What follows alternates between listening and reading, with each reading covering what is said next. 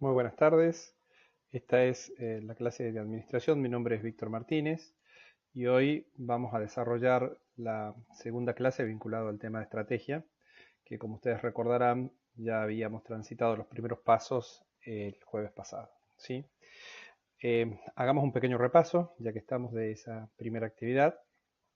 En ella lo que básicamente nosotros hemos estado delineando, digamos, como conceptos más relevantes tenían que ver con los distintos tipos precisamente de estrategias que se podían desarrollar por un lado para el crecimiento organizacional. Desde este punto de vista partíamos de uno de los aportes desarrollados por el profesor Michael Porter, que presentaba sus estrategias genéricas y en este sentido visualizábamos que por un lado estaba el liderazgo en costo, por otro lado la diferenciación, que es donde precisamente nosotros ponemos el acento como la estrategia que hoy proporciona mejores resultados. También veíamos que Porter tenía, a partir de estas dos posibilidades de estrategias, una cuestión vinculada a lo que él denomina enfoque o alta segmentación, que es la aplicación de estas dos mismas, pero para un segmento más reducido. Posteriormente, transitábamos el camino de las estrategias de integración. Veíamos que estaban las estrategias de integración vertical en sus dos variantes. Eh, Integración vertical hacia adelante, que es acercarse hacia el cliente, y en este caso poníamos algunos ejemplos, destacábamos el ejemplo de Arcor, con esta modalidad incluso que se dio en el presente año de Arcor en casa, un desarrollo web que permite comprar desde nuestros domicilios directamente a Arcor. Después veíamos también las estrategias de integración vertical, perdón, hacia atrás, que es eh, dar un paso hacia atrás que nos permite autoabastecernos de materia prima, en algún caso adquiriendo algún proveedor. También tomábamos el ejemplo de Arcor, en este caso en particular, cuando años atrás había adquirido el Ingenio La Providencia y en el mismo sentido Arca Continental, que es la embotelladora, una de las embotelladoras más importantes que tiene Coca-Cola en el mundo, que tiene asiento también en nuestra provincia, adquirió hace un par de años también el Ingenio Famayá con el mismo propósito. Finalmente hablábamos en cuanto a lo que son las estrategias de integración, lo que es la estrategia de integración horizontal y presentábamos los ejemplos del hotel de la cadena Marriott adquiriendo Sheraton y de la Veloz del Norte siendo adquirida esta por Flechabús, ¿sí?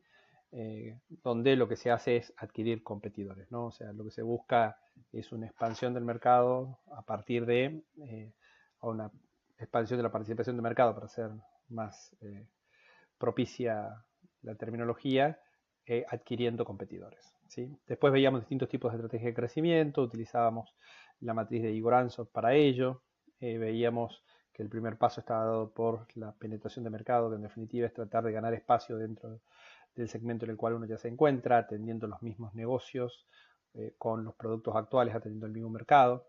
Y después, de acuerdo a donde obtengamos una determinada fortaleza, podríamos avanzar en el desarrollo de productos o en el desarrollo de mercado para finalmente arribar a lo que es la diversificación y de esta manera presentábamos las cuatro opciones de estrategia de crecimientos que nos proporcionaba Igor Anso.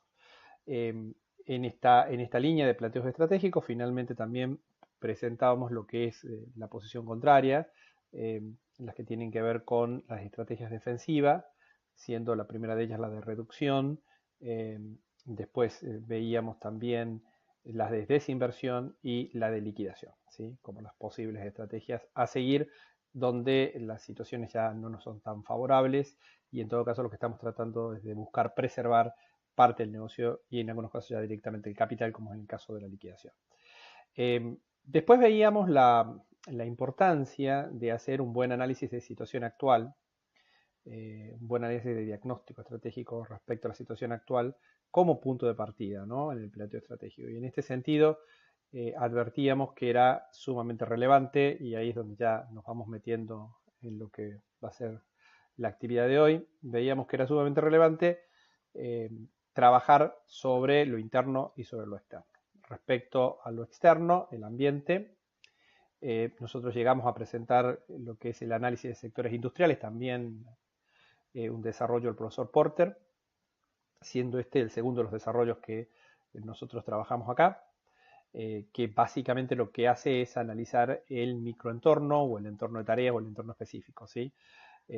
Por ende, visualiza y trabaja respecto a los competidores, respecto a los clientes y respecto a los proveedores.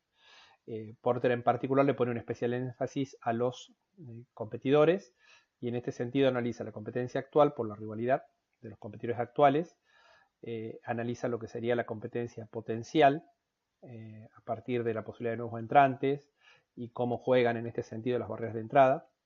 Y finalmente también analiza los sustitutos, ¿no? Lo que sería una competencia indirecta en un plano más abierto. En el día de hoy vamos a terminar con este análisis de situación actual. Inmediatamente vamos a ver la cuestión del análisis del macroambiente en este caso, ya no del microambiente, y para ello vamos a utilizar la herramienta PESTEL. También habíamos visto, y con esto vamos terminando nuestro repaso, si bien no lo habíamos desarrollado, eso corresponde al día de hoy, que en lo referente al análisis interno de la organización íbamos a utilizar otra de los aportes del profesor Porter, que es la cadena de valor. Y con los resultados que obtengamos, tanto de lo interno a través de la cadena de valor, como de lo externo, analizando el macroentorno y el microentorno, a través de PESTEL y el análisis de las 5 fuerzas industriales, el análisis de los sectores industriales, íbamos a elaborar un análisis FODA.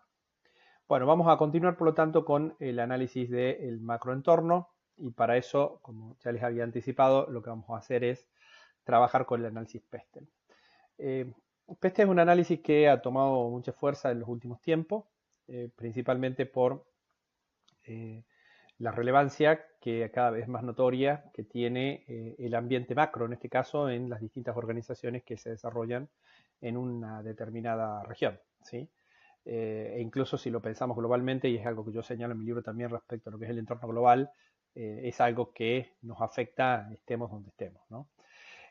Bueno, este acróstico está conformado por las iniciales de otros términos, que son los que vamos a analizar y que nos permiten precisamente tener una mirada bastante apropiada de lo que es el macroentorno, que es el político, el económico, el social o sociocultural, el tecnológico, el ecológico y el legislativo, ¿sí? Son las distintas variantes que existen, ¿sí?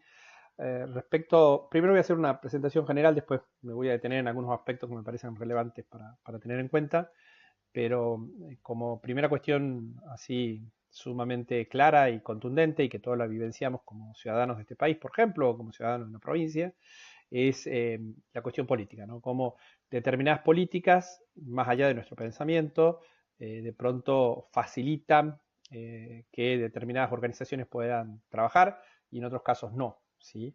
Entonces, muchas veces habremos escuchado, por ejemplo, en programas de opinión, precisamente respecto a estas cuestiones de índole política, si el clima es pro generación de negocios, ¿no?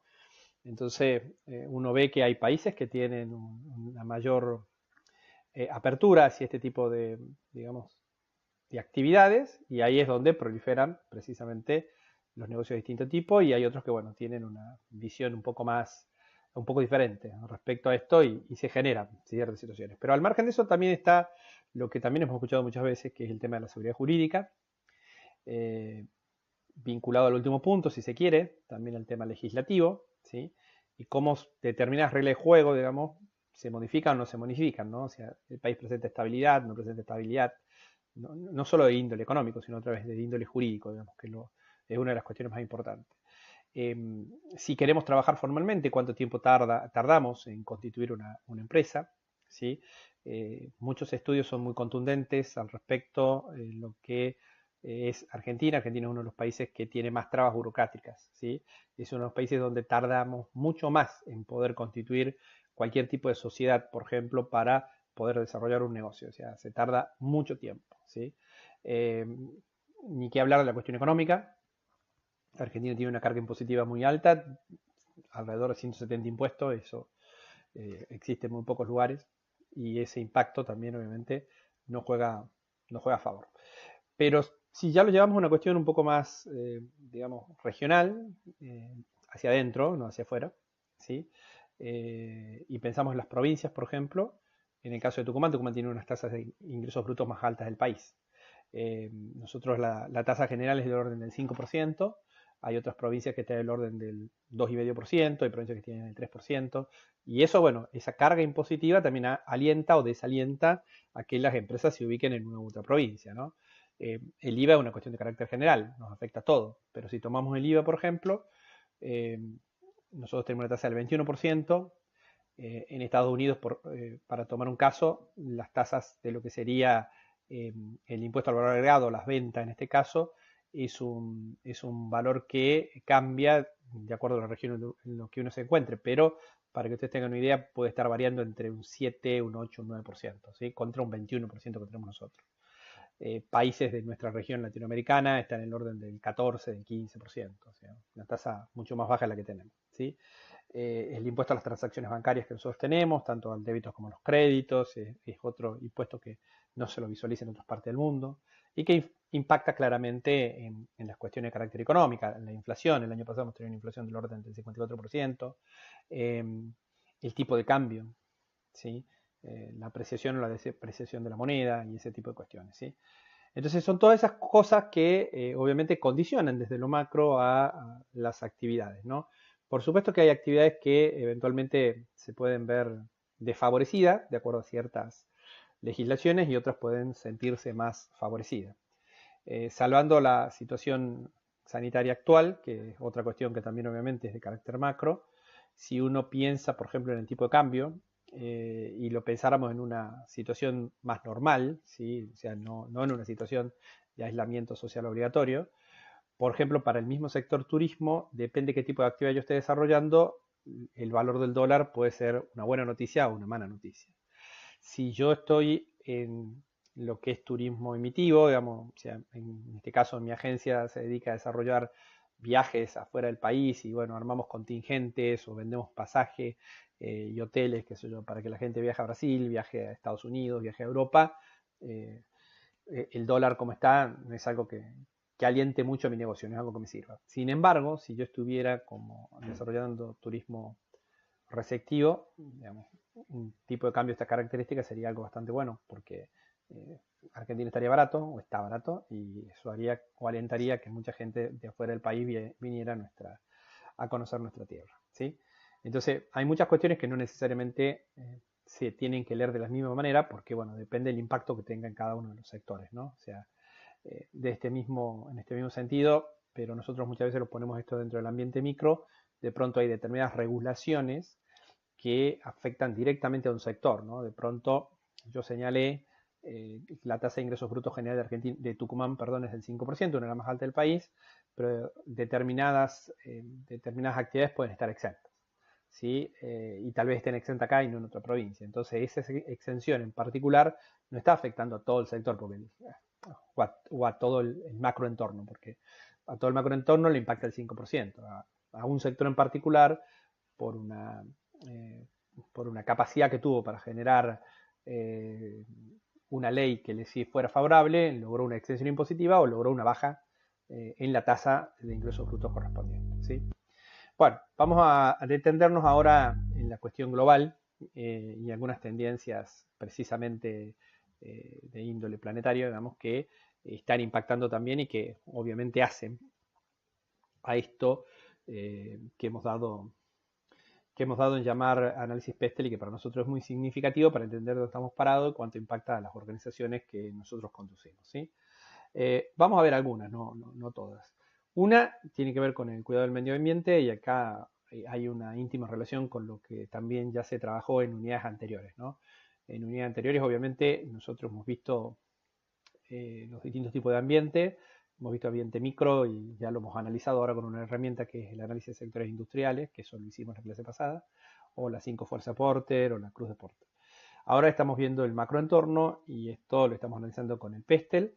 Y además, y esto es lo significativo, también hemos trabajado sobre el tema de responsabilidad social corporativa, ¿sí?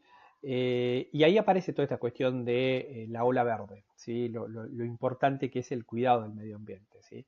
Hemos visto en su momento lo que son los distintos tipos de responsabilidades y cómo esto puede variar entre decisiones que en realidad están tomadas por una cuestión de índole legal, o sea, entonces le pongo le pongo a las chimeneas de mi fábrica determinados filtros para que no contaminen, pero porque la ley me lo exige, no por otra cuestión, a cuestiones que son absolutamente discrecionales. Decido avanzar en esto por una cuestión de convencimiento.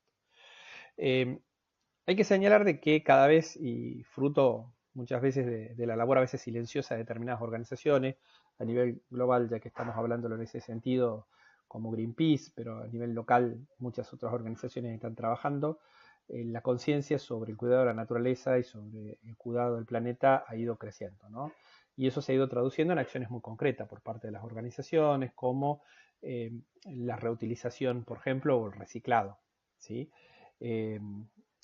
También, por supuesto, en campañas de concientización, a veces en una primera etapa direccionadas a su público objetivo, a su público meta, y en otros casos ya de manera más generalizada, ¿sí? Y también en los últimos tiempos hemos presenciado la aparición de estas empresas denominadas de triple impacto, ¿sí? Que persiguen obviamente la rentabilidad como una cuestión significativa, porque bueno, sin la rentabilidad, como también ya lo vimos en la cuestión de responsabilidad, sería imposible seguir subsistiendo y por lo tanto sería imposible alcanzar ciertos objetivos que pretendemos alcanzar y que podrían ser muy loables, pero si no cubrimos nuestro presupuesto, si no somos rentables, la organización desaparecería como tal y después no podría lograr lo otro. Pero bueno, además de eso, persigue atención a lo social y persigue atención a lo ambiental, ¿sí? Cada vez más organizaciones de este tipo van apareciendo y van dejando su impronta, ¿sí? Otra cuestión es las formas de hacer negocio, ¿no? Y esto, aclaro que nosotros lo teníamos preparado y lo venimos trabajando desde hace mucho antes de lo que sucedió este año en particular. Nosotros este año, fruto de la pandemia, nos hemos visto como obligados a tecnificarnos. Pero en realidad la tecnología ya estaba y muchos habían avanzado en esta línea. Y aquí lo planteo en el sentido amplio, ¿no? Por un lado, en lo que respecta al comercio electrónico como tal, ¿sí? Eh, y por otro lado el trabajo en sí mismo, ¿no? Esto del home office que ha tomado mucha fuerza y que hizo que muchas organizaciones advirtieran que de pronto no era tan necesario tener oficinas o tener la cantidad de oficinas que tiene. Hace poco salió una noticia de Microsoft anunciando que una vez que esto pase, le va a dar a elegir a sus empleados que opten si quieren volver a las oficinas o si quieren trabajar en su casa. A ver, la verdad que la gente que desarrolla software no necesita estar físicamente uno al lado del otro, lo puede hacer perfectamente desde su lugar y trabajar de manera remota. Obviamente que el trabajar codo a codo tiene otras ventajas, como la identificación, digamos, la sinergia que se genera y ese tipo de cuestiones, ¿no? O sea, ninguno de los dos modelos es perfecto, cada modelo tiene sus pros y sus contras, ¿sí? Pero bueno, para no parecer tan, digamos que los únicos ejemplos son de afuera, acá en Tucumán, por dar una empresa solamente, pero la verdad que son muchos los que lo hicieron, también invirtieron muchísimo en lo que tenga que ver con home office y tienen sistemas muy desarrollados para que las personas puedan trabajar desde su lugar de trabajo, desde su casa, perdón, sin ningún tipo de inconveniente. Por supuesto que acá después surgen otros temas que también impactan en otras de las variables que nos presenta el macroentorno y el PESTEL en particular, ¿no? Como el legislativo. O sea, estas nuevas modalidades de trabajo, qué impacto tienen y quiénes tienen que pagar los costos. O sea, hasta antes de esto, bueno, nosotros nos trasladábamos a una oficina y eh, la energía eléctrica la pagaba la empresa, la conexión a internet la pagaba la empresa. Eventualmente si había, no sé, si tomábamos un café, era el café de la empresa, bueno, ¿quién paga estos costos? O sea, ¿quién se hace cargo de esto, no? Eh, ¿Cuánto se meten en mi intimidad? O sea, ¿cuánto estás entrando en mi casa, de alguna forma? Entonces, bueno, los distintos países, Argentina no fue la excepción, comenzaron a trabajar legislativamente para tener una ley que regule y que ponga ciertos parámetros a lo que es el trabajo en el domicilio, lo que es el home office. Desde ya que en el caso argentino se está generando una polémica muy importante porque a prima facie lo que uno está advirtiendo es que esto, lejos de alentar al home office, lo que va a hacer es desalentarlo, ¿no? O sea, entonces a veces hay que buscar una serie de equilibrios. Hay que buscar equilibrios para que esto funcione. Respecto al comercio electrónico, nuevamente, o sea, la verdad que hay unas estadísticas bastante interesantes. En Argentina funciona la Cámara de Comercio Electrónico, una Cámara de Comercio Electrónico que se llama CASE, que viene presentando estadísticas desde hace muchos años. Y si tomamos la situación antes de la pandemia hasta fines del año pasado, bueno, principios de este, pero si tomamos el año completo 2019, la cantidad de operaciones respecto al 2018, respecto al 2017, habían venido creciendo de manera importantísima. Para que ustedes tengan una idea, en términos de operaciones, no en términos de facturación, en términos de operaciones, en el año 2019 se llegaron a desarrollar 89 millones de operaciones, 89 millones de órdenes de compra, 89 millones de tickets. ¿Sí? Esto fue un crecimiento muy significativo respecto al año 2018. En términos de facturación, estos fueron 403 mil millones de pesos, que significó un 76% de incremento sobre el año anterior. Hay un efecto inflacionario en el medio, pero bueno, la inflación estuvo en el orden del 54, como ya lo había señalado. Por ende, hubo un crecimiento neto de más o menos unos 14, 15 puntos, ¿no? En la actualidad, eso fue muy superior en el año 2020, perdón, y los números para el 2020 están señalando de que esto se va a duplicar. O sea, con lo cual estaríamos más o menos entre 190 a 200 millones de operaciones. ¿Sí? Millones de operaciones. ¿Sí? Un número enorme. Esto cambia obviamente la forma con la que trabajamos, ¿sí? Y hay que pensar que nuestra presencia digital tiene que estar más, digamos, mejor desarrollada. ¿Qué va a pasar cuando esto pase? Cuando esto pase, lo que vamos a volver es a una suerte de punto intermedio. Va a haber mucha gente que va a seguir operando en su casa, va a haber gente que va a querer, y es absolutamente lógico, volver a la presencialidad, los shopping van a volver a estar llenos, la gente va a caminar, va a ir al centro, va a comprar las cosas, esto se va a modificar, pero no es que vamos a volver o vamos a dar un retroceso. La gente habrá advertido que tiene las dos posibilidades y esto va a seguir creciendo. Eso es lo que va a suceder. También va a pasar algo que ya venía sucediendo, que es que la gente investiga por internet. De pronto se quiere comprar, no sé, calzado deportivo, mira todas las opciones que tiene disponible en la web para no moverse de su casa. Eventualmente lo mira desde un dispositivo como el móvil, sin necesidad de conectarse a una computadora, toma precios de referencia y después va a la tienda física para comprarlo ahí y para calzárselo ahí o para probárselo ahí, ¿sí? A veces también puede hacerse el camino a la inversa, ¿no? O sea, porque muchas veces encontramos valores más bajos en la web. Por ende, lo que puede pasar a veces es que vamos, nos lo probamos físicamente, lo tocamos físicamente en el lugar, no sé, me voy a una casa electrodoméstico como Fravia, como Musimundo, para ver cómo es la heladera, cómo es el freezer, cómo es el aire acondicionado y después lo compro en la web, ¿sí? Porque me sale un 20% más barato. Y no sé, y la única dificultad es que en lugar de tenerlo en el momento lo tengo en una semana. ¿Sí? Decía, claramente la forma de hacer negocios ha cambiado. Acá no hay una cuestión, y nunca hubo una cuestión de índole tecnológica. La tecnología no cambió tanto en estos meses, digo, si vino evolucionando mucho obviamente en los años anteriores. Lo que estaba pasando era una cuestión más de carácter cultural. Nosotros era como que a veces teníamos ciertos miedos como para operar. Bueno, en algunos casos fundados, ¿no? Porque todavía hasta el día de hoy siguen habiendo estafas, ¿no? O sea, uno sigue leyendo situaciones en las cuales dicen, bueno, compró un iPhone y recibió un ladrillo. Bueno, ahora no es tan así y aparte hay mecanismos de protección bastante fuertes que harían que si recibiera un ladrillo no importa, la plata no hubiera impactado y yo podría reclamar y no llegaría ahí. Tendría que ser sinceramente muy naif para que eso me pasara. Bueno, con esto se completa, digamos, el análisis ambiental. Hemos visto el microentorno y el macroentorno y ya estamos en condiciones de completar nuestro FODA en lo que respecta a la parte externa, ¿no? A las oportunidades y las amenazas que nos presenta el sector, en la cual estamos y nos presenta el ambiente en el cual nos encontramos, ¿sí?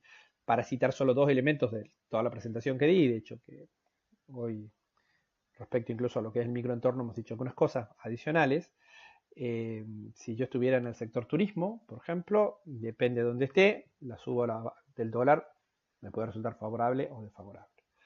Y obviamente que la cuestión tecnológica claramente me está diciendo te subís al tren porque si no te subís quedas fuera del negocio, digamos. Eso está así. Bueno, veamos ahora lo que está relacionado con la parte interna de la organización. Para eso vamos a acudir por tercera y última vez a Michael Porter, quien nos trae la cadena de valor, ¿sí?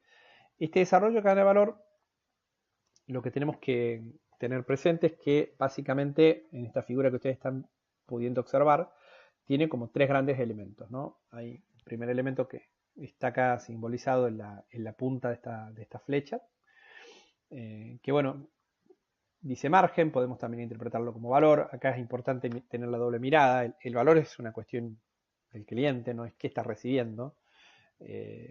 Valor no tiene que ver con precio, valor tiene que ver con si eso que está comprando para esa persona le significa que está logrando satisfacer sus necesidades. En la medida que lo esté logrando, y es más, en la medida incluso de que sobrepase esas expectativas, estamos ante la presencia de valor. Si esto no se da, no hay valor, hay disvalor. Y si lo miramos internamente, si lo miramos desde la empresa, si somos capaces de generar valor, lo que estamos generando es margen de rentabilidad. ¿Bien?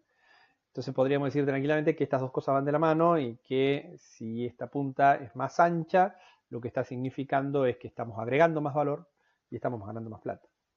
¿Y cómo hacemos eso? ¿Cómo agregamos valor? Porque en definitiva eso es lo que importa. ¿Cómo somos capaces de lograr que nuestros clientes estén satisfechos y por eso nos vuelvan a elegir, ¿no? Y además de volver a elegirnos, nos recomienden.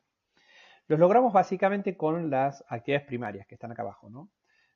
Michael Porter señaló que básicamente él identifica en el modelo teórico que presenta 5 actividades primarias, que son las que tienen que ver con el corazón del negocio, el core del negocio. Términos muy sencillos, son con las que yo gano, pierdo plata. Bien, haciéndolas bien gano plata, haciéndolas mal pierdo plata. 2 de estas tienen que ver con la logística, la primera con la logística de entrada, que es el aprovisionamiento, y la tercera con la logística de salida, la entrega, ¿no?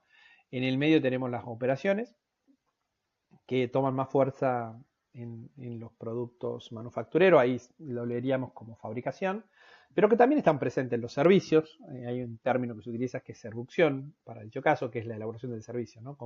Cuáles son los pasos que damos para que el servicio se desarrolle. El marketing y la venta y el servicio. Son los 5 elementos que, y el servicio sea o no servicio, o sea, un producto puede tener, y de hecho muchas veces tiene un servicio postventa, digamos, que está adicionado al producto en sí mismo. Entonces, en la medida que nosotros manejemos adecuadamente esto, ganamos más dinero. En la medida que no lo sabemos manejar, perdemos dinero. Primera cuestión, si bien son 5 y el modelo de Porter nos lleva a razonar de que las 5 están presentes, hay circunstancias en las que nosotros vamos a advertir de que no todas las empresas tienen las 5 actividades primarias, que tienen menos. Pero esas que tienen son las claves de su negocio, ¿no? Y en función de, nuevamente, disculpen que sea tan reiterativo, pero en la medida que lo haga bien, por ser el core del negocio, gana plata, y si no lo hace bien, pierde. Y finalmente tenemos las actividades de apoyo, ¿no? Que son estas que están arriba de carácter transversal, ¿no? La infraestructura de la empresa, la finanza, la gestión de los recursos humanos, sistema de información, el manejo y desarrollo de la tecnología, las compras. Y estas son actividades que no son, obviamente, las primarias, no gano dinero con esto, no me va la vida en esto, pero si no estuvieran presentes, todo lo otro se caería. Por eso son de apoyo, se están sosteniendo a las actividades primarias. Sin su presencia, el negocio no sería viable. Por ende, tienen su relevancia, yo no puedo descartarlo. Sí, lo que suele pasar, y esto cada vez se está dando más a menudo, es que muchas de estas actividades de apoyo, a veces las organizaciones optan por tercerizarlas, ¿sí? Y llevarlas afuera, hacen un outsourcing de las mismas, ¿no? Las que yo no puedo delegar o no puedo tercerizar, no puedo llevarlas afuera, no puedo hacer un outsourcing, son las primarias. En este sentido también quiero señalar algo. No confundamos digamos, al término de la operación, cómo se llama la operación en sí mismo o la actividad, con dónde está. A ver, un ejemplo que yo doy de manera reiterativa año tras año, pero para que se entienda, y ustedes que son estudiantes de ciencia económica, en cualquiera de sus variantes, digamos, contador, licenciado en administración o licenciado en economía, lo van a entender con facilidad. Supongamos que, bueno, todas las empresas tienen contabilidad y tenemos nuestra contabilidad interna. Y acá, si ustedes se fijan, dentro de las actividades de apoyo está el manejo de las finanzas. Bueno, podríamos decir que es el manejo de la contabilidad, ¿no? Es una actividad de apoyo. Muchas organizaciones optan, en particular las más pequeñas, por tercerizar esto. Entonces tercerizamos un estudio contable, el manejo de la contabilidad, la liquidación de haberes, el pago de los sueldos, o sea, tercerizamos un montón de cosas afuera, la ponemos afuera. La cuestión impositiva. Ahora, si yo en realidad soy un estudio contable, o sea, mi negocio es ese, yo soy el que vende, o sea, la contabilidad, la liquidación de impuestos, la liquidación de haberes y demás, no es una actividad de apoyo, por más que el nombre me tiente a pensar que lo es. Digamos, es una operación, es una actividad primaria, es operativa, ¿se entiende? Entonces, cuidado con los nombres de las actividades para saber dónde lo estoy ubicando, ¿sí? En la misma línea, si yo hago consultoría informática, a ver, soy Globam, ¿sí? Lo habíamos señalado en su momento al caso Globan cuando vimos el análisis de Porter otra vez, ¿se acuerdan con este tema del poder de negociación de los clientes? Cuando tenían un solo cliente, ellos estaban muy dependientes de Google. Bueno, en cualquier empresa que no sea Globan o cualquier empresa que no sea una empresa que hace desarrollo de software para vender, el sistema informático eventualmente podría ser una cuestión tercerizable, ¿no? Pero si yo soy el que hace el sistema, en definitiva para mí es mi operación, es mi producción, yo produzco eso, ¿sí? Entonces, cuidado con esa cuestión como primera medida. Me parece que esto, como todo en la vida, es mucho más claro y entendible cuando vemos ejemplos, ¿no? Entonces, bueno, vamos a tomar dos ejemplos que son de grandes compañías, donde vamos a entender esto con una mayor naturalidad. Ambas compañías son absolutamente líderes en su segmento, en su mercado, perdón. En un caso, en la indumentaria deportiva Nike y en otro caso el de las bebidas gaseosas, como es el caso de Coca-Cola, ¿no? O sea, ambas tienen retadores significativos. Nike tiene como segundo Adidas y Coca-Cola tiene como segundo a Pepsi. Tomemos el caso de Nike, por cierto. Nike, si nosotros pensáramos en estas 5 actividades primarias que plantea Michael Porter, diríamos que las más significativas para ellos son básicamente 2. Podríamos incluir una tercera, pero pongamos 2 en una primera instancia. Primera, el marketing, ¿sí? Y en particular el posicionamiento de la marca. ¿Se acuerdan cuando hablábamos de las estrategias de diferenciación y ahí hablamos del posicionamiento? Esto, el lugar que ocupa en la mente del consumidor y qué tan importante es eso, ¿no? ¿Qué es lo que busca hacer Nike? Nike busca fundamentalmente que la gente que le guste el deporte, no necesariamente tiene que ser deportista, pero la mayoría de los mortales que nos guste algo el deporte, cuando queramos comprar una indumentaria deportiva, pensemos en Nike. Y para esto invirtió muchísimo dinero en asociar las principales figuras del deporte mundial a las caras visibles con su marca, ¿sí? En todos los deportes, lo que vos te imagines, ¿sí? Entonces, primera cuestión eso, ¿sí? Una cuestión de posicionamiento de marca, ¿sí? Y además, como obviamente la compañía líder, la que tiene el mejor calzado deportivo, la que tiene la mejor remera deportiva, la que viste a los principales equipos del mundo, la que viste a toda la NBA, la que viste a las selecciones campeonas del mundo, digamos, o sea, Nike, el sumum en materia de indumentaria deportiva. Segunda cuestión, bueno, el marketing es una promesa, o sea, en este sentido, bueno, deseamos Nike, queremos tener Nike. Ahora, bueno, ¿cómo se asegura Nike para que la prenda que yo me vaya a poner va a ser la mejor? Bueno, con el diseño, ¿no? Y ahí eso lo podríamos asociar a la cuestión de operaciones, pero una cuestión de diseño de la operación. No es que hagan ellos estrictamente la operación, porque de hecho Nike no tiene una fábrica en el mundo. O sea, Nike lo que hace, pero esto no deja de ser operaciones, en todo caso es armar la arquitectura de la prenda, ¿sí? Armar la mejor prenda deportiva, el diseño de la prenda, y después encargársela a tercero y hacer controles de calidad muy estrictos sobre estas plantas que hacen sus productos para asegurarse de que los productos cumplan con los estándares de calidad que Nike, digamos, demanda. Después una cuestión de logística de entrada y logística de salida, vinculada obviamente al abastecimiento de sus plantas con la materia prima necesaria en términos de calidad de tela y demás, para que se pueda cumplir con los estándares de producción de la empresa, y logística de salida para poder estar en los mercados los cuales, digamos, busca estar, ¿no? Busca encontrarse. Con Coca-Cola podemos pensar algo exactamente lo mismo. O sea, tenemos por un lado este posicionamiento de marca. A ver, para que tengamos una idea concreta, tal vez alguno no lo sepa, tal vez otro sí, pero a ver, Coca-Cola no vende gaseosa, ¿no? Coca-Cola vende felicidad. Es una cuestión que incluso está declarada en su misión. Busca que la gente goce de buenos momentos, ¿sí? Coca-Cola lo inventó Papá Noel. Por eso es rojo Papá Noel, por eso es rojo y blanco, ¿no? O sea, lo inventó Coca-Cola.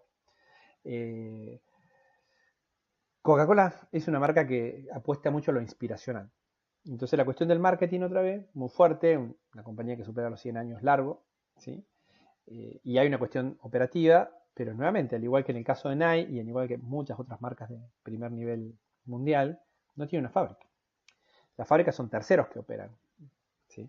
A ver, cuando yo conté el caso de la integración vertical hacia atrás, esto de Arca Continental, bueno, Arca Continental es una embotelladora de origen mexicano que está en distintos países del mundo, está además de México en Perú, en Argentina, y tiene plantas, pero no es Coca-Cola. ¿sí? O sea, opera bajo licencia Coca-Cola. ¿Qué significa operar bajo licencia Coca-Cola? Que bueno, Coca-Cola le proporciona los elementos necesarios para que pueda producir sus bebidas gaseosas y sus otros productos, ¿no? El agua, por ejemplo, que tiene en distintos lugares, el agua mineralizada que tiene en distintos lugares. Entonces, como ustedes verán, el core del negocio está ahí, ¿sí? En desarrollar adecuadamente las actividades primarias, ¿no? Es ahí donde ganamos y perdemos la batalla. Por ende, si lo pensamos nuevamente, y ahora como tratando de llegar a esta suerte de conclusión que es el FODA, en lo que respecta a la cadena de valor, lo que nosotros tenemos que estar viendo es, en todo caso, cuáles son nuestras fortalezas y cuáles son nuestras debilidades, pero siempre, siempre de cara a lo que, el cliente dictamina.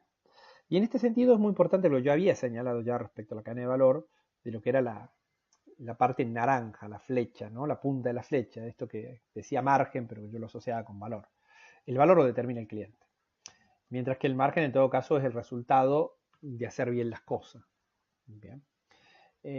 Bueno, por lo tanto ahora vamos a proceder a explicar un poco el FODA.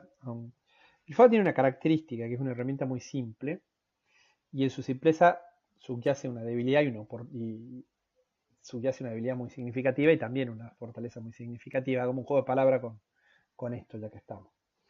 Primero que la gente tiende, y ahí tal vez esté su debilidad, a minimizarla, ¿no? Y dice, bueno, es tan sencillo, entonces, bueno, meto bajo esos títulos lo que se me venga a la cabeza, y no es tan así, ¿no? O sea, uno tendría que primero pensar un poco más y poner ciertas restricciones para que realmente esta arma sea poderosa.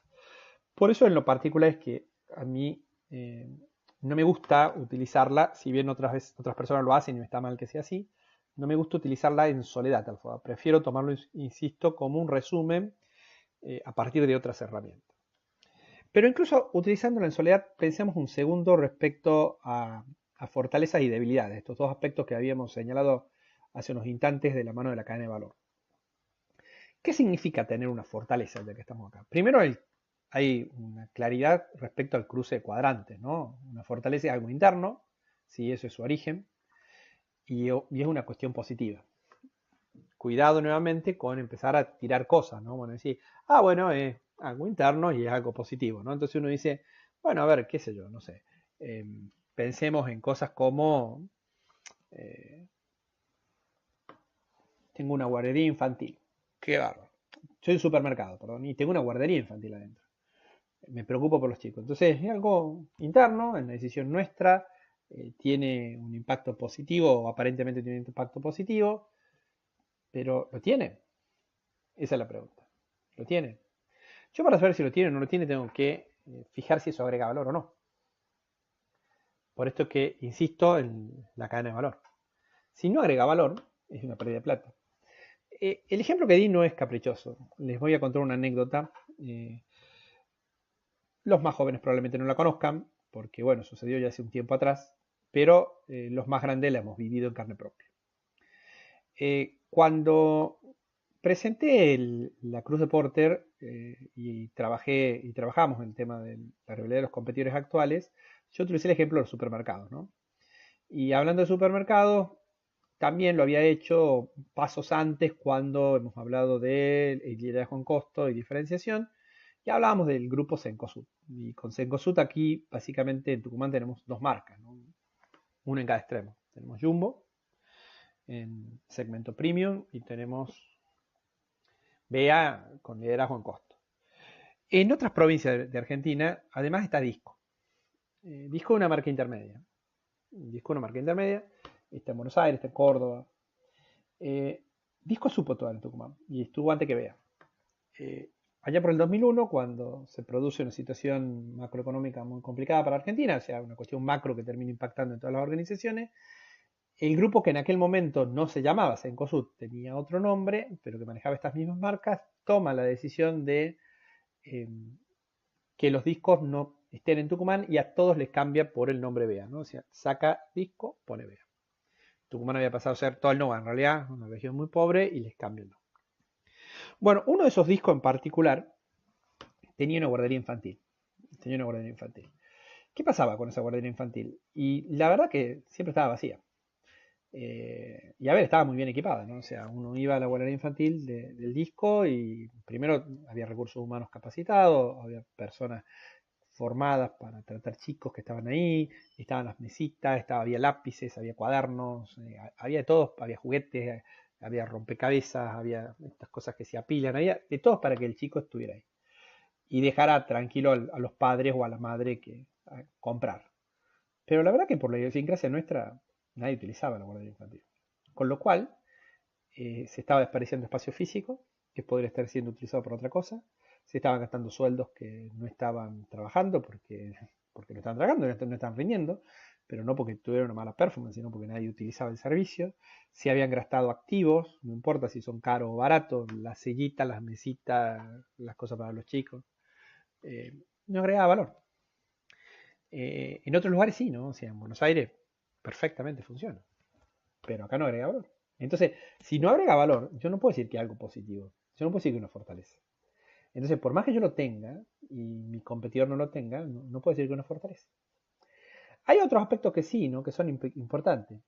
Si uno diría, che, mira, ahora hemos empezado a tener estas cajas en las cuales la persona puede autoservirse también, ¿no? O sea, puede pagar su cuenta y salirse. En principio, si ningún otro lo hace, Jumbo tendría sería el único que lo tiene acá en Tucumán, es una verdadera fortaleza.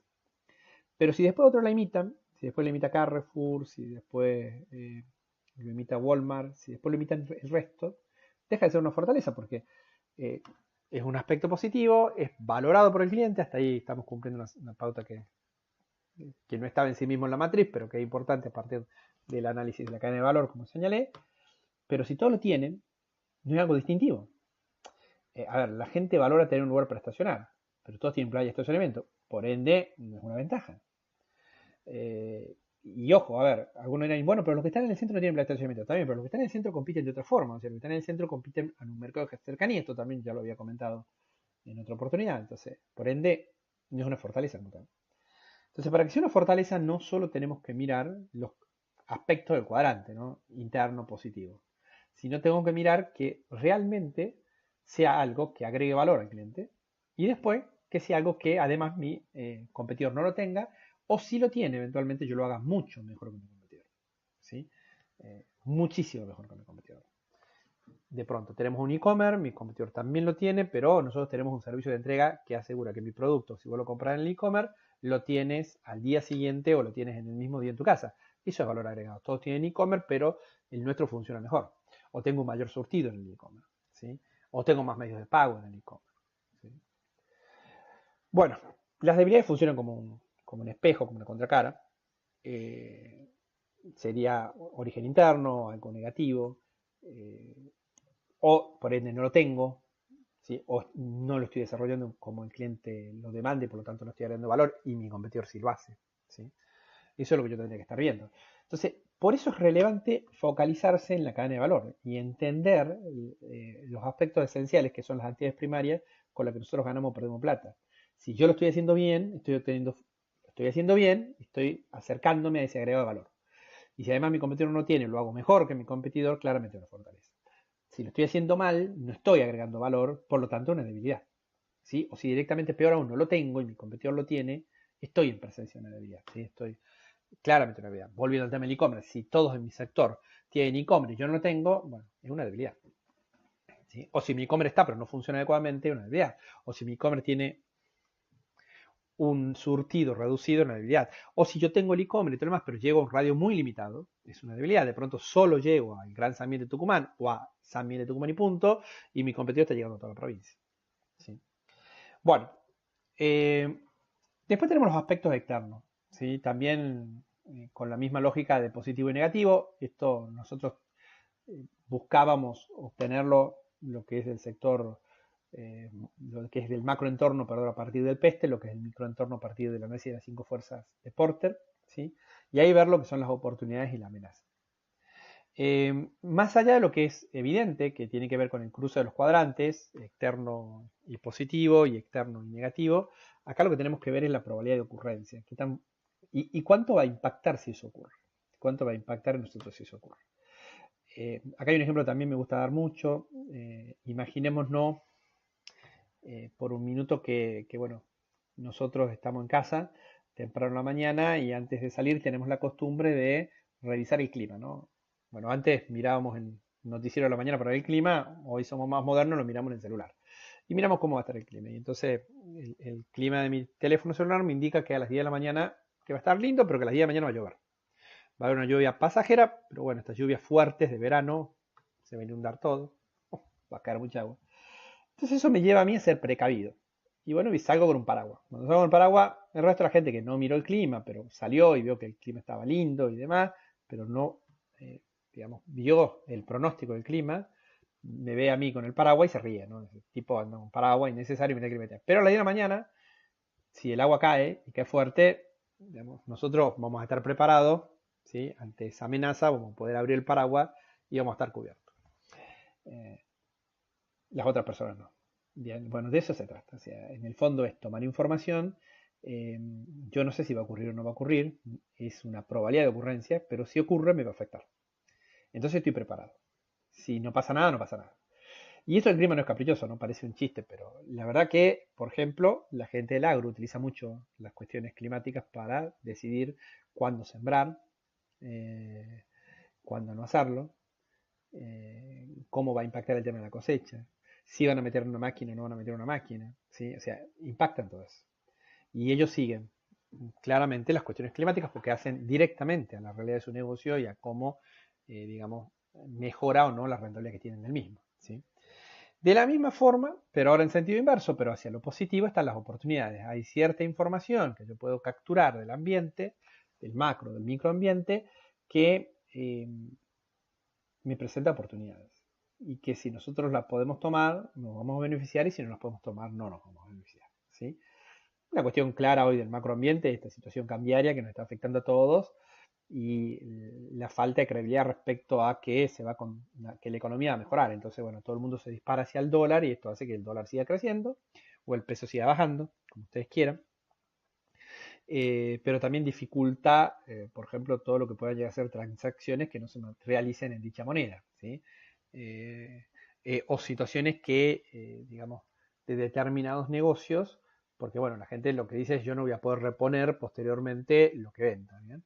Entonces hay una cuestión de oportunidad que uno está atento ahí y que tiene que ver con una señal que me está enviando el macroambiente en este caso, ¿no? Lo mismo podríamos decir respecto al microambiente. Sé que puede llegar a salir una ley que pueda llegar a beneficiarme.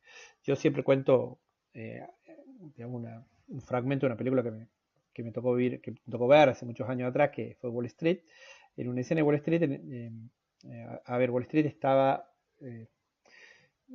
digamos, basada sobre la historia de un financista que se llamaba Gecko en la ficción, interpretado por Michael Douglas, y Charlie Sheen, otro excelente actor, digamos, interpretaba el papel de un joven que quería trabajar para él. Entonces intentaba por todos los medios posibles de obtener un par de minutos para poder hablar con Gecko. Un día lo logra, un día se le escapa a la secretaria y se mete y entonces Gecko le dice, bueno, tenés 2 minutos para decirme algo que no sepa. Entonces el tipo le empieza a hablar de los balances de las compañías. Entonces le dice, tenés 1 minuto, diciéndole, no me dijiste nada que yo no sepa.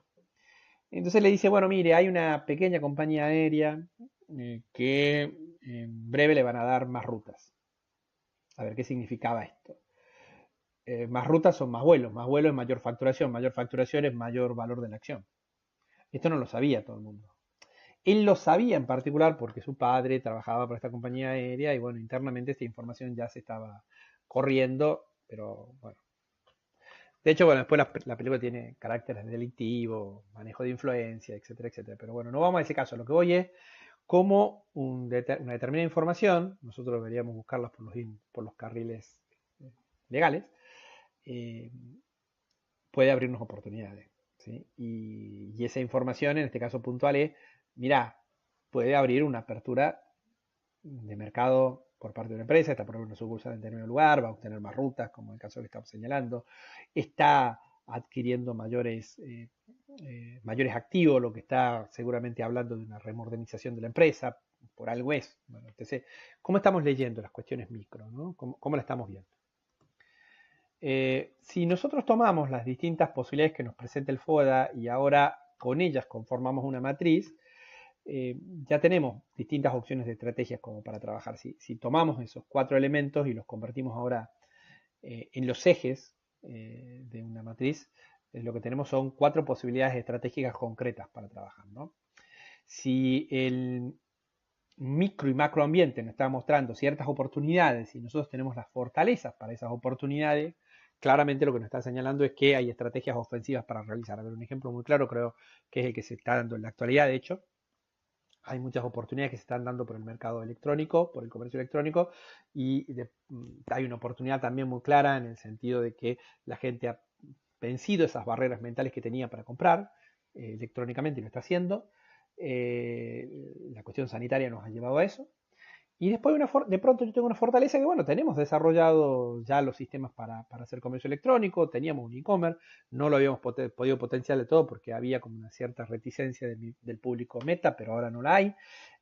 Tenemos, digamos, buenas fuentes de financiación, listo.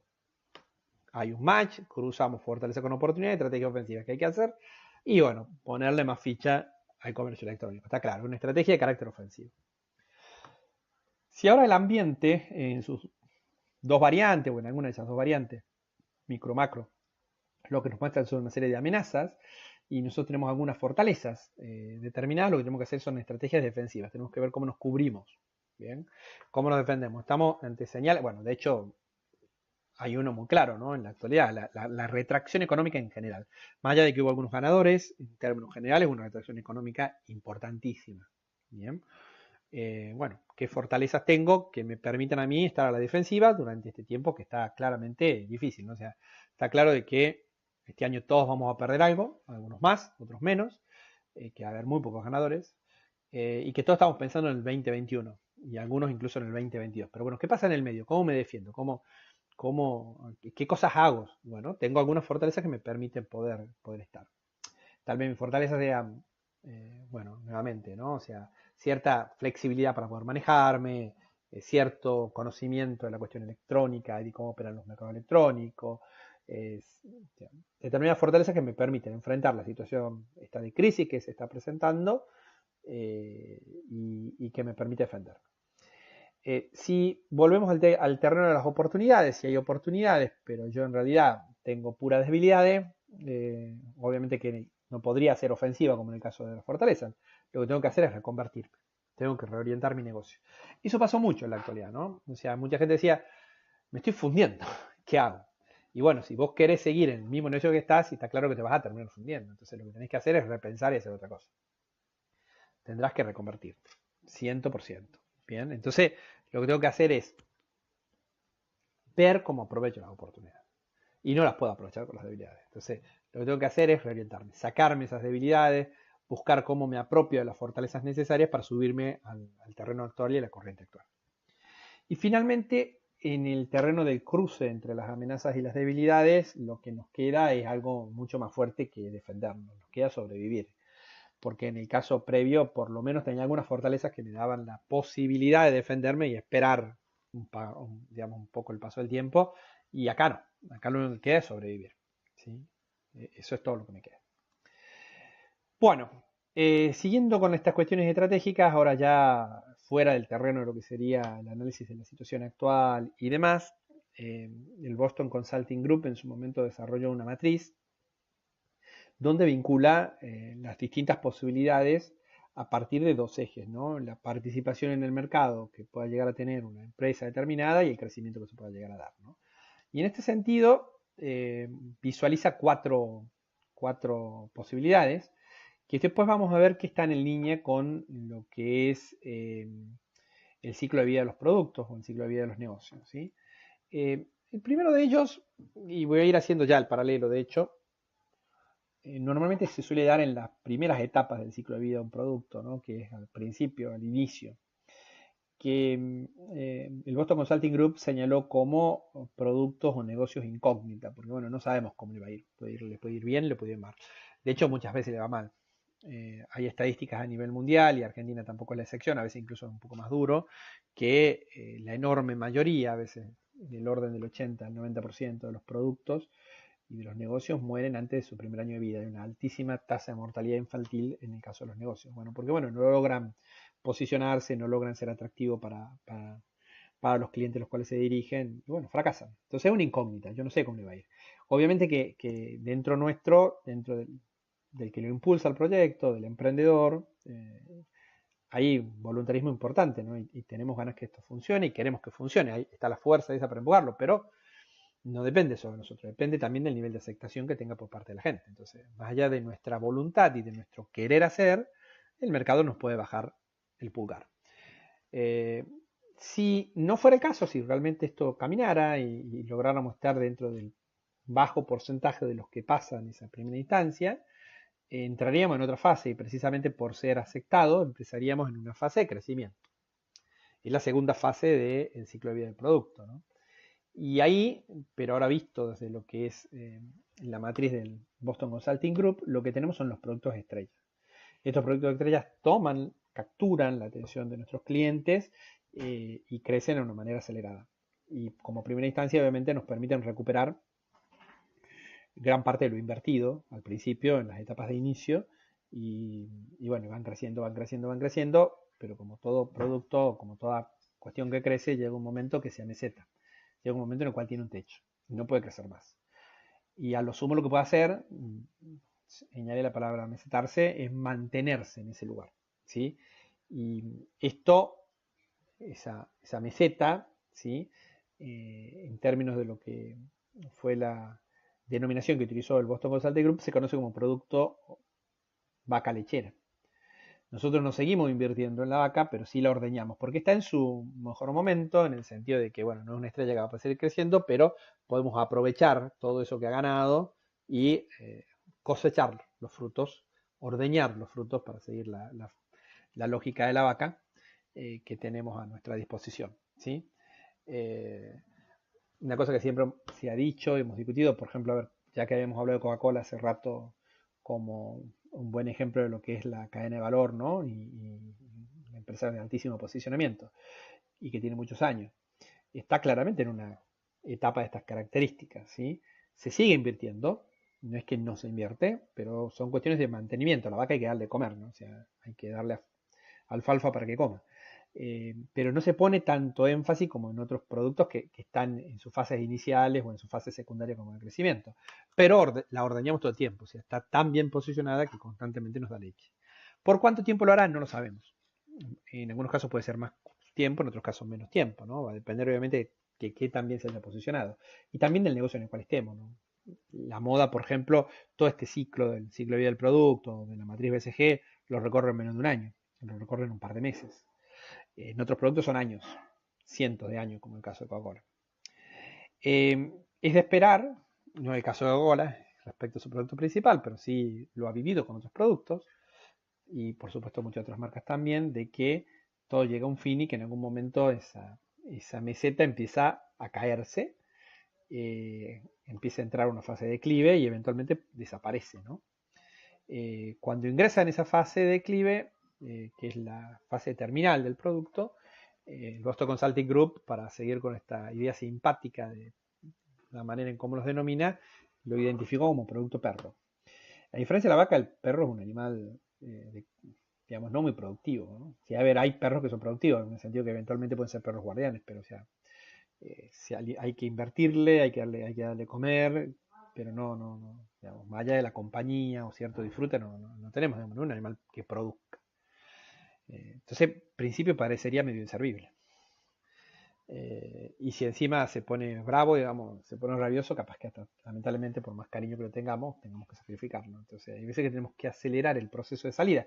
¿Se acuerdan las estrategias defensivas donde, bueno, está esta de la liquidación o la desinversión, ¿no? O sea, las dos segundas, la segunda y la tercera estrategia defensiva, ¿no? O sea, hay veces que tenemos que acelerar ciertos procesos porque, bueno, ya estamos perdiendo plata.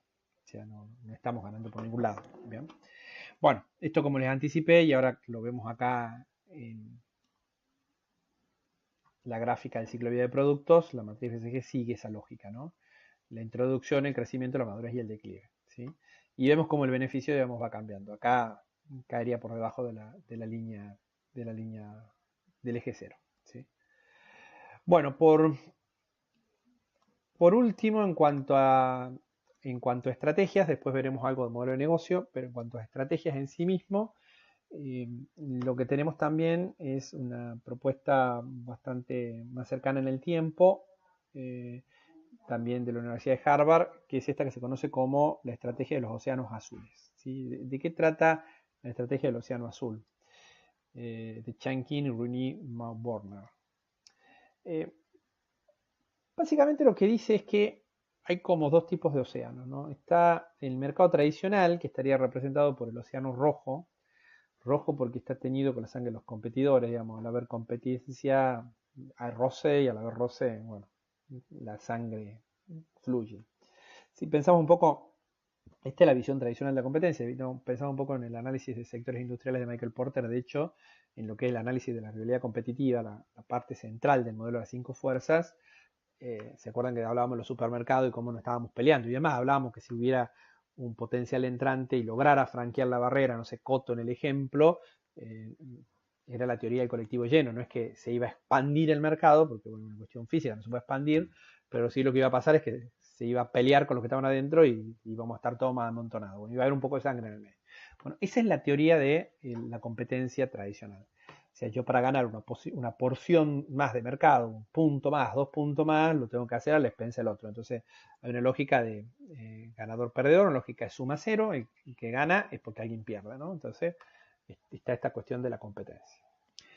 ¿Qué opción teníamos o qué opción tenemos para eso? En la lógica de estos dos autores es buscar aguas más calmas, buscar segmentos en los cuales los otros no estén interesados o reconvertir mi negocio de manera tal que yo cree como un nuevo escenario de competencia y donde sea único, sea una suerte de monopolio, no por una cuestión de monopolio natural, como puede ser la electricidad, acá en Tucumán con EDET, o el gas natural con el caso de Gasnor, sino es natural porque bueno, no puede haber competencia por las características del mercado y del producto, sino que estoy solo. Estoy solo porque supe crear esa cosa nueva, ese modelo distinto, ¿no? Y entonces eso me da la tranquilidad de navegar por aguas calmas porque, bueno, no hay tiburones acechando, ¿no? Y no hay otros peces, no hay piraña, no hay nadie, estoy solo. Esa es la teoría del océano azul. Si volvemos a Porter, el modelo de las estrategias genéricas, esto sería como una diferenciación extrema. Ya la diferenciación iba en algún sentido en esta línea. La diferenciación, ¿se acuerdan el dibujo de todas las manzanitas verdes y una roja que salía? La diferenciación lo que hace es tratar de competir, sí peleándome con los otros, pero tratando de ser distinto y que por eso me busquen. Pero en el fondo era a expensas de los otros. Acá somos tan distintos que somos únicos y eso hace que, bueno, no tenga competidores directos.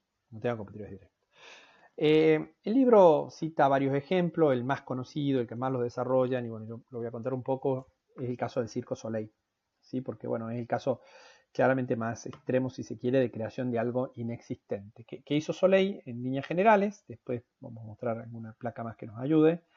Fue tomar lo mejor de dos actividades.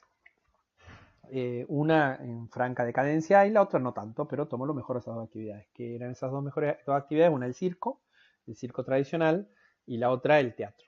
Y también después le agregó música y otras cosas más y armó Circo Soleil, ¿sí? Claramente algo único.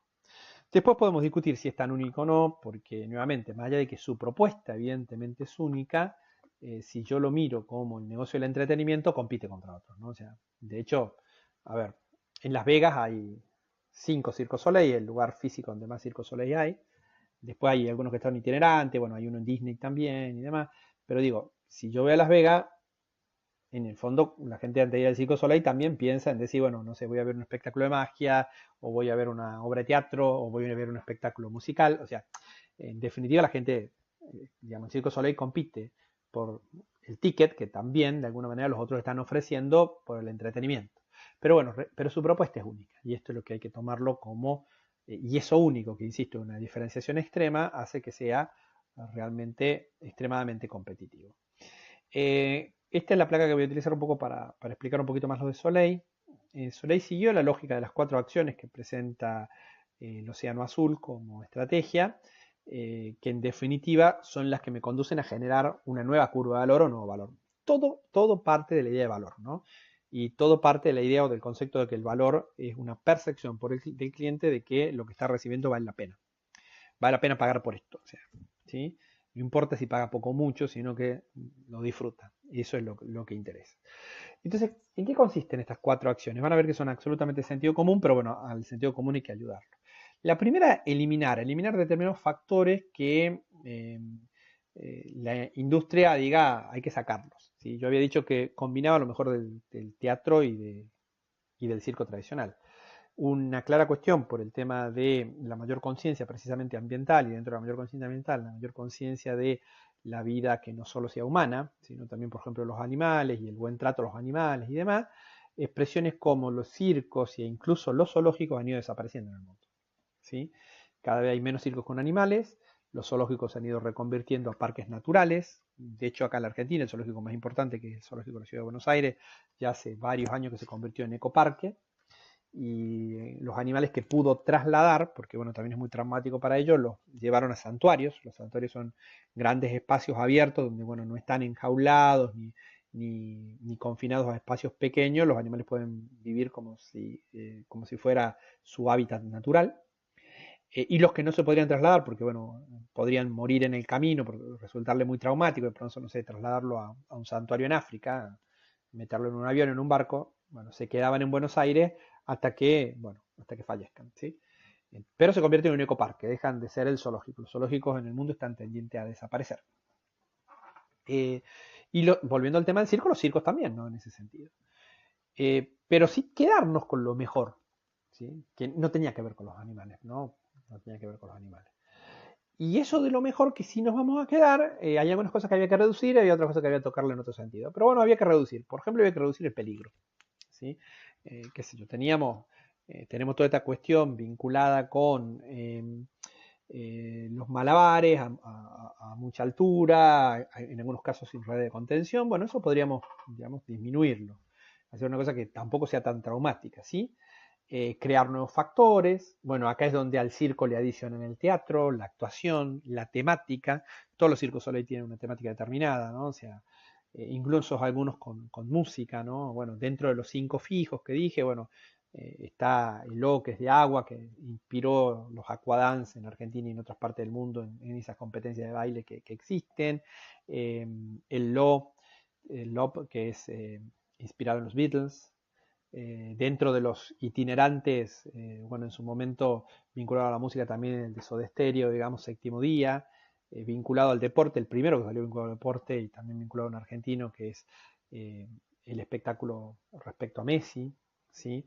Entonces, hay distintos tipos de espectáculos que tienen una temática particular, como si fuese una obra de teatro, con actuaciones, donde van contando una historia, ¿sí? Y esa historia que se va contando de alguna forma, lo que, digamos, sí se la hace con malabares y demás, pero no con la tensión del peligro, ¿sí? Y aumentar lo que tengan que aumentar, ¿sí? En este caso la escenografía, eliminan las pistas o si no las eliminan, digamos, las focalizan mejor con buenos manejos de escenografía, con luces y demás, digamos. Entonces, lo que hacen con 4 cuestiones muy básicas, que son, insisto, como casi elementales, de eliminar, reducir, crear y aumentar, focalizar y retransformar, digamos, la actividad en algo absolutamente original, ¿sí? Por más que el punto de partida no lo haya sido tal, ¿sí? Y esto es lo que convierte y te saca, digamos, del océano rojo de la competencia a unas aguas calmas de un océano azul. Bueno, con eso terminábamos las cuestiones estratégicas en sí mismas y como yo había anticipado, bueno, para terminar lo que es la unidad, lo que vamos a hacer es trabajar ahora sobre el tema de modelo de negocio, ¿sí? Siguiendo un poco el libro también, acá, a ver, podemos darles dos vertientes, ¿no? Una es la del que recién inicia un negocio, pero también el que ya está en una cuestión en marcha, de pronto tiene una idea para un nuevo negocio, o para repotenciar el negocio que tiene. En el fondo, de una u otra manera, todo empieza en una idea, pero la idea no tiene que quedarse en idea, la idea se tiene que transformar en realidad, y para transformarse en realidad hay que, digamos, ponerla en un modelo para que funcione. Y ahí una cuestión que hay que, digamos, tener presente es que precisamente los modelos nos ayudan mucho en este sentido. Ustedes recordarán que cuando hablábamos de las habilidades administrativas estaba esta de conceptualización y diseño, ¿no? Y era poder abstraernos y poder repensar las cosas de una manera ordenadora y que nos ayude a conducirnos hacia un lugar determinado. Y a principios de los 2010, 2011 aparece Osterwalder con su modelo Canvas, ¿no? Canvas Business Model, que nos plantea una forma de ordenar el negocio, muy basada en los clientes, muy basada en esto que venimos hablando de crear valor, muy basada en que el negocio subsiste en la medida de que satisface las necesidades y no queda fuera, muy basadas también hasta en la cadena de valor, si se quiere, en el sentido de que hay determinadas actividades claves que son las que materializan ese propósito de área de valor que nosotros tenemos, ¿sí? Bueno, pero siempre hablando de una cuestión integral, no de un producto. Aquí ustedes tienen una hamburguesa hacia la izquierda y es un producto. Las empresas que realmente crecen no venden un producto, venden algo mucho más complejo que el producto, ¿sí? Agregan valor y lo hacen a través de un modelo complejo, integrado, ¿sí? McDonald's no vende hamburguesa. La hamburguesa es simplemente un medio y en realidad es algo mucho más complejo que la hamburguesa. En su momento primero revolucionaron con la rapidez, lo que vendían era rapidez, después evolucionaron en su asociación con Disney y con Coca-Cola también, hacia el tema de la felicidad, y apareció la caja feliz y aparecieron otros conceptos. O sea, es algo mucho más complejo, donde los productos son transmisores de beneficios. Como supo decir también un viejo profesor de la Universidad de Harvard del área de comercialización, Theodore Levitt, que escribió un artículo muy famoso que se llamó La miopía en la comercialización. La gente compra los beneficios, no los productos, ¿no? En este artículo él decía que se llama la miopía de la conversación. Ustedes saben que la miopía es una cuestión de problema de la visión, ¿no? Entonces, un poco mostraba que había un problema de visión de la gente que hace negocio. Él decía en uno de sus tantos ejemplos que daba en ese libro, en ese artículo, que la gente no compra taladros. El taladro es el producto, la gente compra agujeros. La gente compra el beneficio que el taladro le proporciona. Si después aparece otro producto que haga mejores agujeros, chao taladro. Bien, entonces la gente, vamos a cosas más modernas, nos toma un taxi por el taxi, ¿no? La gente lo que quiere es transportarse de un lugar a otro y quiere hacerlo de manera segura y no quiere que lo paseen innecesariamente y no quiere que le cobren por ese paseo. Entonces por eso apareció Uber en todo el mundo y nosotros no vamos a ser la excepción. Entonces, un modelo de negocio no se basa en un producto. El producto es un elemento más, importantísimo por supuesto, porque es el que se supone que lleva valor, el que agrega valor, pero hay muchas otras cosas. Yo tengo que partir de lo que los clientes verdaderamente demandan. Por ende, vamos a ver el Canvas Business Model y vamos a empezar precisamente por ese camino, ¿no?, que acabo de señalar. El punto de partida son los clientes. El Canvas Business Model es una construcción a partir de 9 elementos. Nosotros vamos a seguir estos elementos en secuencia, ¿sí? El primero de ellos es ver las cosas como la ve el cliente. Tratar de entender qué es lo que los clientes demandan.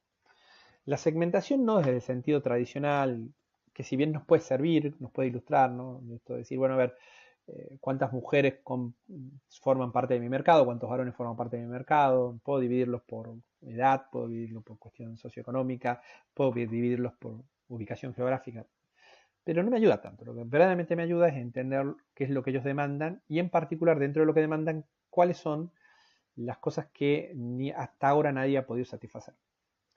O si lo están intentando hacer, lo están satisfaciendo de manera inadecuada. Entonces, eso es lo que me termina dando oportunidades. Es decir, yo soy un buen observador y escucho adecuadamente lo que los clientes de un mercado determinado están diciendo, ¿sí? Lo que yo puedo llegar a tomar o a encontrar son oportunidades.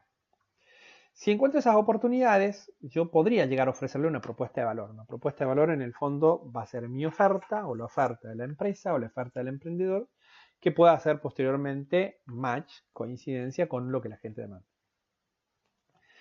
Ustedes verán que sin embargo están separadas, ¿no? O sea, en el medio hay un vacío. ¿Cómo logro unir ese vacío?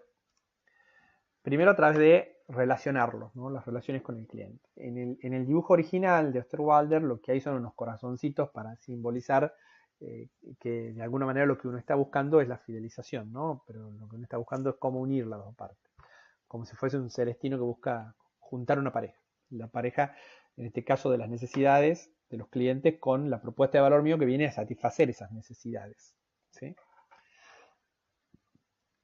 En este caso en particular yo opté por poner el tema de las redes sociales por la clara, digamos, crecimiento que ha tenido esta vinculación de carácter electrónico, no porque sea el único, pero bueno, cada vez más nuestros relacionamientos están pasando mucho por ahí.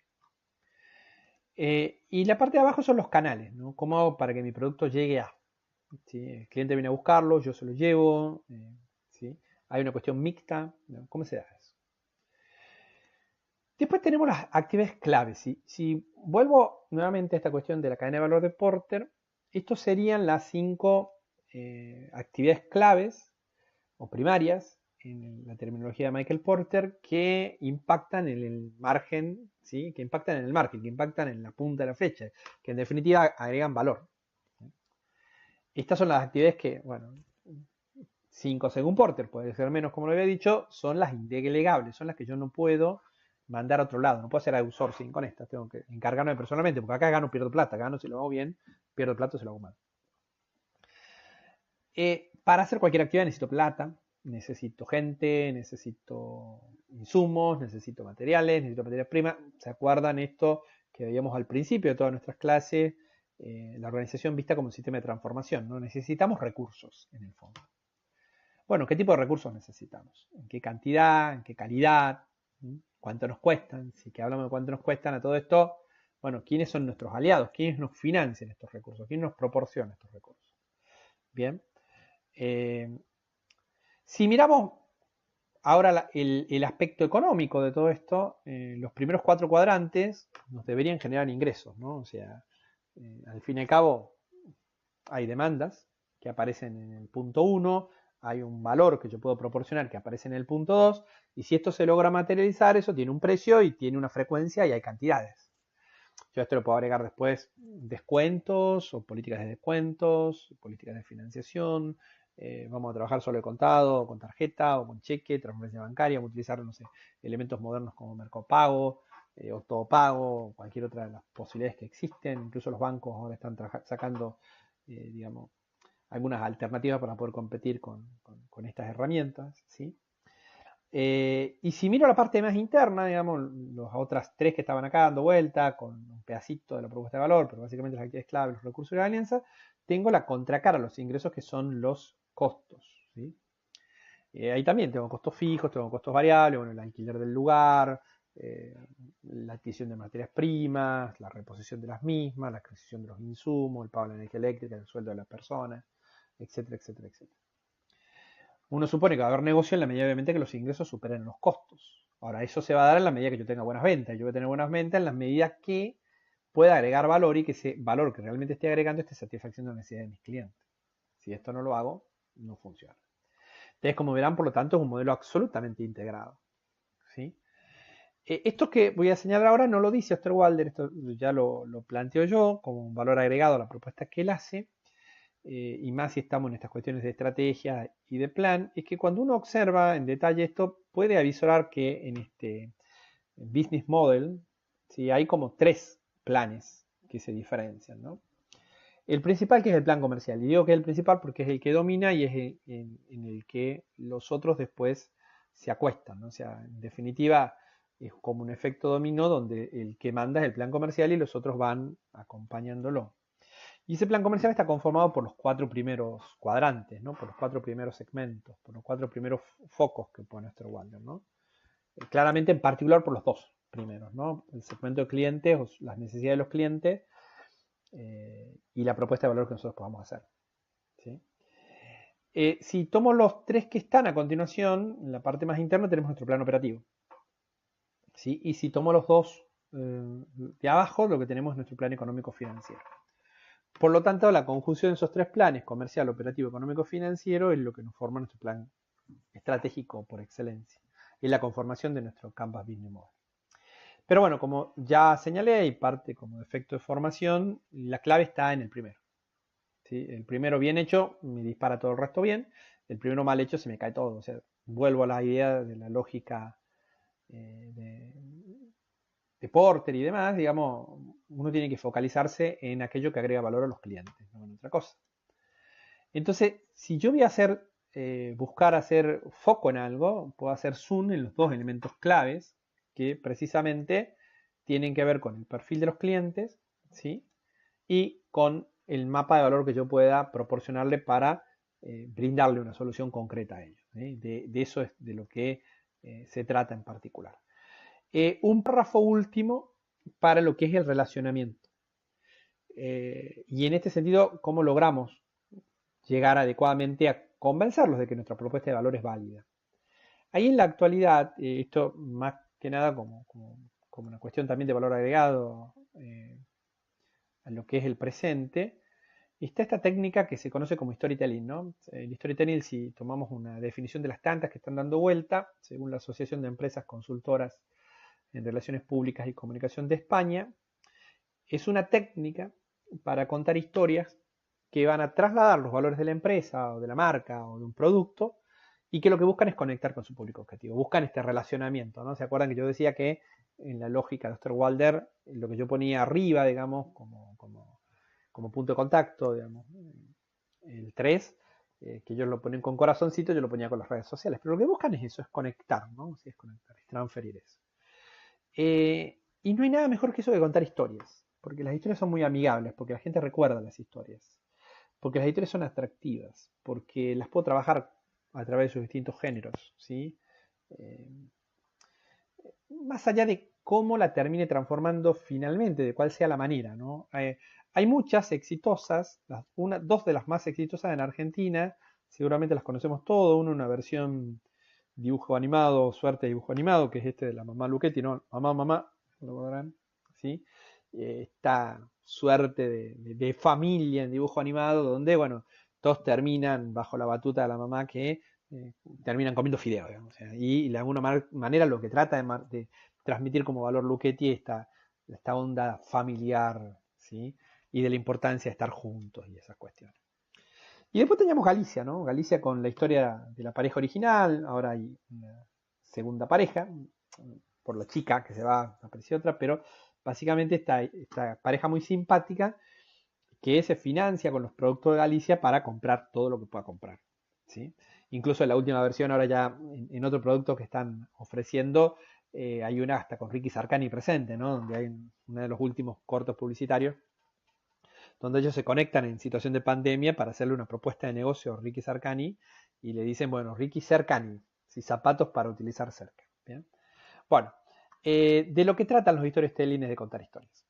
Y que la gente asocie rápidamente esta historia, insisto, a los valores de la marca o a lo que la marca quiere transmitir, pero pero fundamentalmente este efecto recordación. Si nosotros estamos bien posicionados, la gente nos recuerda, si nos recuerda estamos en el radar y si estamos en el radar nos compran, ¿sí? No perdamos de vista que la gente no adquiere todo lo que está realmente en oferta, sino que adquiere aquello que está dentro de su radar, dentro de lo que tiene en la cabeza. Yo siempre suelo decir, y esto podría haber ejemplificado en su momento el tema de la toma de decisiones de racionalidad y racionalidad acotada, sin meternos todavía en lo intuitivo, que ustedes tienen cientos de opciones para comprar un electrodoméstico, por ejemplo. Pero en realidad siempre terminan comprando entre las 4 o 5 casas de electrodomésticos que se acuerdan, ¿no? Y que son las que aparecen en su cabeza. No sé, Frávega, Carbarino, ¿sí? En Tucumán, Barbieri, o sea, son las que aparecen ahí, Ribeiro, ¿sí? Entonces, uno elige entre una Shorlix, digamos, que está en su cabeza, las que están en el radar. Entonces, esto hace eso. Y segundo, una cuestión sentimental, una cuestión de acercamiento, sentirnos más próximos a. Bueno, eso es lo que hace el storytelling, ¿no?